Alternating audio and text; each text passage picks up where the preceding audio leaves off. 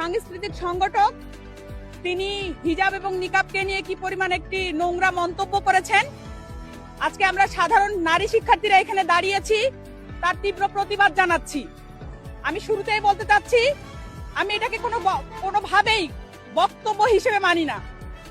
আমি এটাকে দেখছি নারীর প্রতি তার যে বিদ্বেষ এবং তার অজ্ঞতা এবং তার নোংরা মন মানসিকতার বহিঃপ্রকাশ ছিল তার কালকের এই মন্তব্য। তিনি বিএনপির একজন শীর্ষ পর্যায়ের নেতা হয়ে কিভাবে বলেন নিকাব পতিতাবৃত্তিদের পোশাক।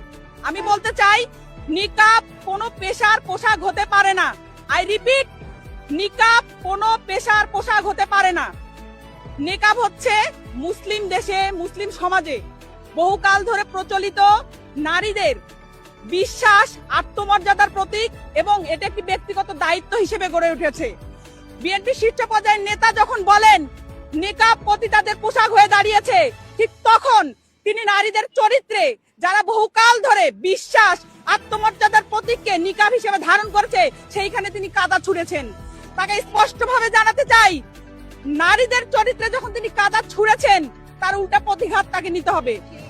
বিএনপির যে হর্তাকর্তারা আছেন, যে চেয়ারপারসন আছেন, তাকে প্রকাশ্যে দেখাতে হবে যে তিনি এই নেতার বিরুদ্ধে কি কি অ্যাকশন নিয়েছেন, অথবা আমরা ধরে নিব, সাধারণ জনগণ ধরে নিব যে তিনি এই নেতার বক্তব্যকে বিএনপিরা ধারণ করে, লালন করে। বিএনপির শীর্ষ পর্যায়ের একজন নেতা যখন এই সময়ে এসে নারীদের নিকাব নিয়ে কটূক্তি করে, এরা যখন সংসদে যাবে, আমার মনে হয় জামাত, আমরা যে হেফাজতে যে ন্যারেটিভ দেখেছি শাপলা চত্বরে, এরকম আরেকটি ন্যারেটিভ হবে। যদি এইরকম পর্যায়ের নেতা যদি সংসদে যায়, তাহলে আমার মনে হয় আমি নিকাব করার কারণে আমি জেল গ্রেপ্তার হতে পারি। আমার যে ভাই দাড়ি টুপি রাখবে তাকেও বিশেষ ট্যাগিং দিয়ে জেলে ভরে রাখা হবে। তাই বিএনপির হর্তাকর্তা যারা আছেন, চেয়ারপারসন যারা আছেন, তারা অবিলম্বে এই নেতার বিরুদ্ধে কি অ্যাকশন নেবেন, কি পদক্ষেপ নেবেন, সেটা অবশ্যই দৃশ্যমান হতে হবে। নারীর সম্মান নিয়ে আর কোনো ছিনিমিনি চলবে না। নিকাব আমার অধিকার, নিকাব আমার ব্যক্তিগত সিদ্ধান্ত, নিকাব আমার স্বাধীনতা।